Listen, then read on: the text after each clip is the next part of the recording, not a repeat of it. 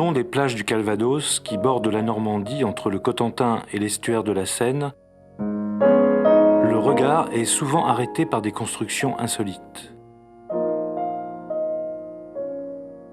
À quoi correspondent ces blocs de béton au bord de la mer?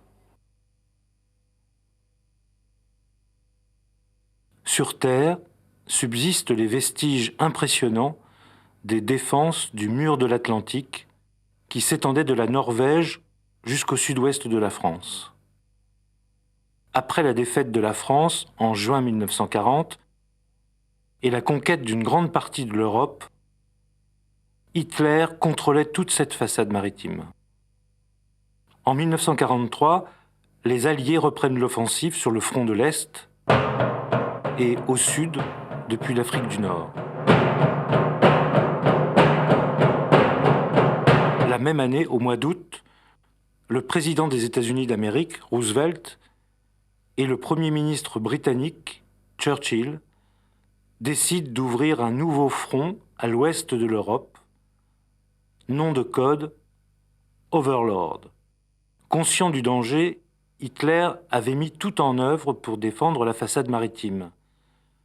Des centaines de milliers d'ouvriers, la plupart des travailleurs forcés, avaient édifié ces défenses.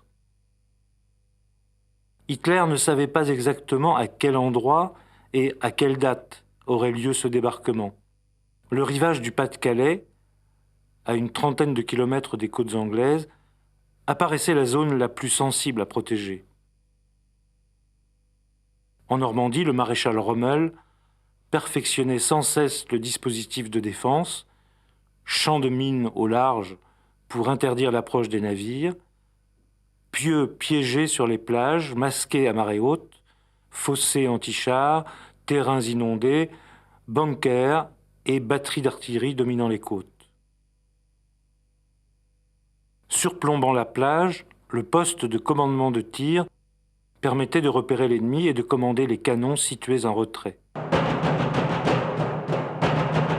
À partir de ces casemates recouvertes de terre et de filets, les obus pouvaient atteindre des navires à 20 km.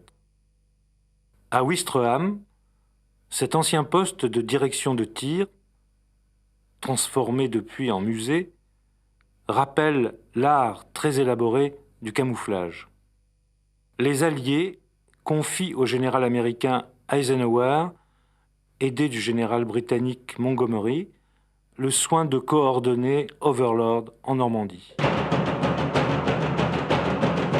Pourquoi avoir choisi les côtes normandes pour Overlord?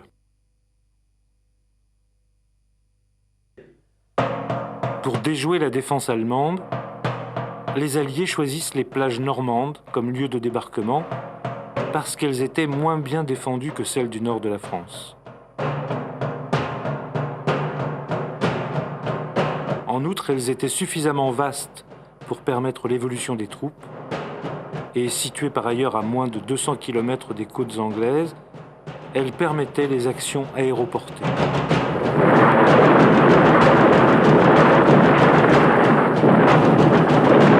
Dans le sud de l'Angleterre se concentrent 1 million de soldats et des milliers de véhicules, de navires, d'avions.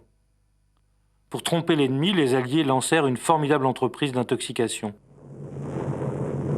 Des messages radio, des bombardements au nord de la Seine, des chars gonflables ou en bois, mal dissimulés, concentrés au sud-est de l'Angleterre, firent croire à Hitler que les préparatifs étaient dirigés contre les côtes du nord de la France.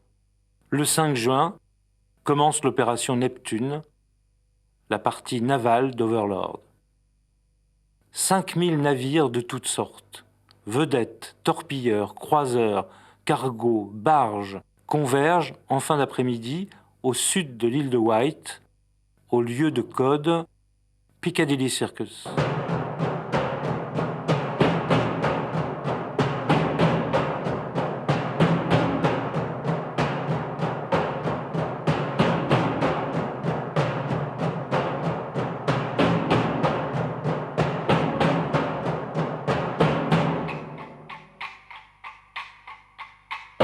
À 20h15, Radio Londres diffuse les 2 vers de Verlaine Les sanglots longs des violons de l'automne blessent mon cœur d'une langueur monotone.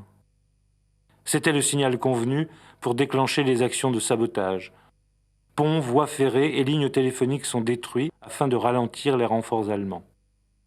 Dans la nuit du 5 au 6 juin, dans le cadre de l'opération Pégase, la partie aérienne d'Overlord, planeurs et avions déposent 4200 soldats britanniques.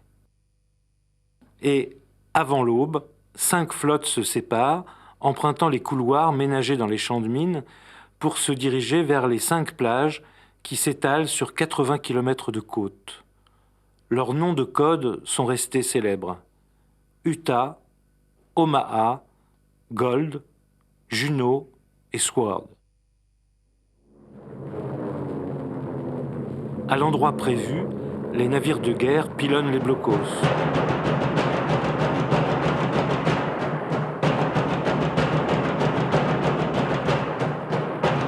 Mais à Omaha Beach, les bombardements trop longs n'ont pas entamé les défenses allemandes.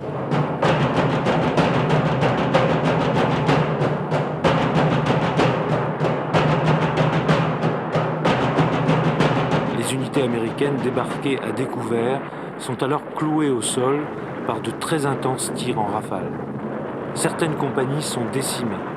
2000 morts en quelques heures jonchent la plage.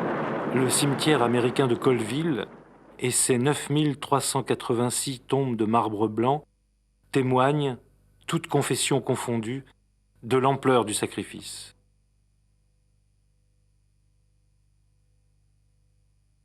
Particulièrement visibles à marée basse, au large d'Arromanches, apparaissent d'énormes blocs de béton armé couverts d'algues.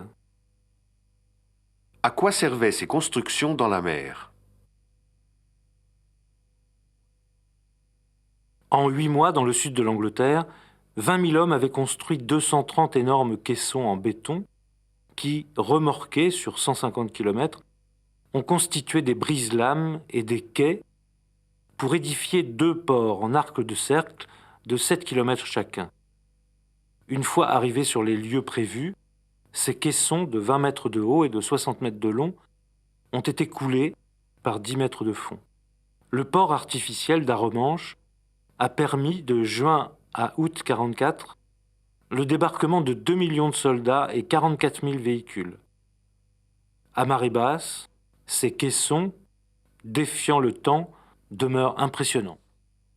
Le succès d'Overlord s'explique par l'extrême minutie de la préparation, l'énormité des moyens militaires engagés et l'effet de surprise pleinement obtenu sur le lieu et la date. Le haut commandement allemand et Hitler mettront plusieurs jours à comprendre que le débarquement de Normandie n'est pas une simple entreprise de diversion. Au soir du 6 juin, même si les objectifs initiaux ne sont pas atteints, les Alliés contrôlent une solide tête de pont, une bande de terre d'environ 10 à 15 km de large sur 50 km de longueur. 150 000 soldats, 20 000 véhicules, dont 800 chars, ont été débarqués en moins de 24 heures. Chaque camp, allié ou allemand, a perdu près de 10 000 hommes, tués, blessés ou disparus. Non loin d'Isigny, le cimetière allemand de la Cambe dresse ses 21 160 tombes en granit sombre. Passé l'effet de surprise, la résistance allemande a été acharnée. La bataille de Normandie, du 6 juin au 22 août 1944, sera longue et meurtrière. Les populations civiles normandes seront durement frappées lors des bombardements de villes comme Saint-Lô et Caen, où s'étaient retranchées les armées allemandes. Près des côtes normandes, des cimetières de 13 nations rappellent le douloureux souvenir. Aux croix blanches des 9000 tombes américaines de Colville répondent les 21 000 tombes granitiques allemandes de la Cambe.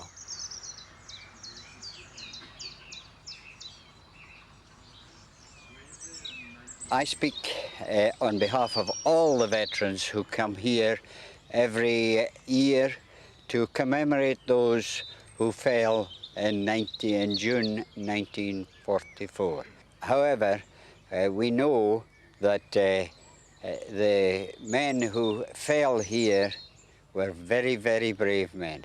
And we come here every year to commemorate those men.